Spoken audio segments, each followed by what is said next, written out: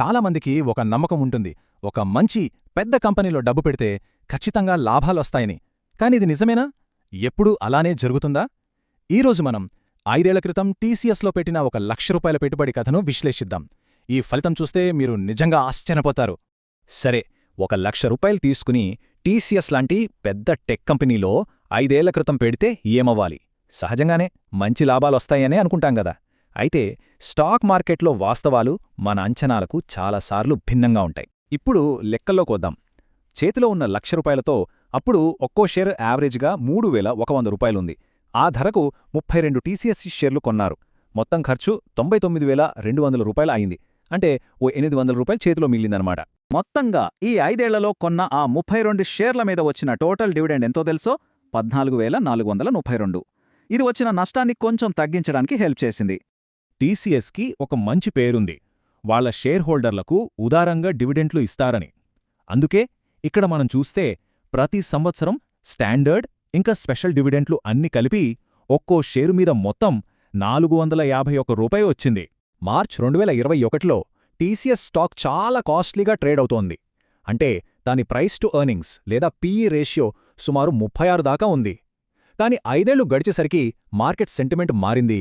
ఆ ఎక్కువ ప్రీమియం కాస్త కరిగిపోయింది. పీఈ రేషియో ఏకంగా సగానికి పడిపోయి 17కొచ్చేసింది. ఈ మార్పే నష్టానికి అసలు కారణం. పీఈ రేషియో అంటే ఏంటి అని కొందరు కన్ఫ్యూజ్ అవ్వొచ్చు. సింపుల్గా చెప్పాలంటే, ఒక కంపెనీ సంపాదనతో పోలిస్తే దాని షేర్ ధర ఎంత ఎక్కువ ఉంది అని చెప్పేదే పీఈ. ఇది ఎక్కువగా ఉందంటే ఫ్యూచర్లో కంపెనీ బాగా పెరుగుతోందని, మార్కెట్ అంచనా వేస్తోందని అర్థం. ఈ పీఈ రేషియో పడిపోవటం వల్ల షేర్ ధర మీద డైరెక్ట్ ఎఫెక్టు పడింది. 2021లో ₹3,100 ఉన్న షేర్ 5 ఏళ్ల తర్వాత ₹2,390కి పడిపోయింది. విచిత్రమేంటంటే ఈ టైంలో కంపెనీ బిజినెస్ బాగానే పెరుగుతోంది, అయినా సరే షేర్ ధర పడిపోయింది. సో అసలు విషయం ఏంటంటే, కేవలం షేర్ల విలువలోనే దాదాపు 22.9% నష్టమొచ్చింది. అంటే పెట్టిన డబ్బులో 4వ వంతు గాల్లో కలిసిపోయిందన్నమాట. ముందుగా మన దగ్గరున్న 32 షేర్ల ప్రస్తుత విలువ ఎంత? ₹76,480. ఇది ఇవాల్టి షేర్ ధర ₹2,390 బట్టి లెక్కేసింది. దీనికి 5 ఏళ్లలో మనకు వచ్చిన మొత్తం డివిడెంట్లను కలుపుదాం. అది ఒక ₹14,432. ఇది మనకు ప్లస్ పాయింట్.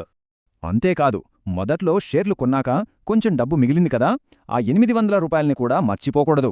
దాన్ని కూడా యాడ్ చేద్దాం. ఇప్పుడు అన్నీ కలిపితే షేర్ల విలువ, డివిడెండ్లు, మిగిలిన డబ్బు టోటల్గా మన చేతిలో ఉన్న ఫైనల్ అమౌంట్ ₹91,712.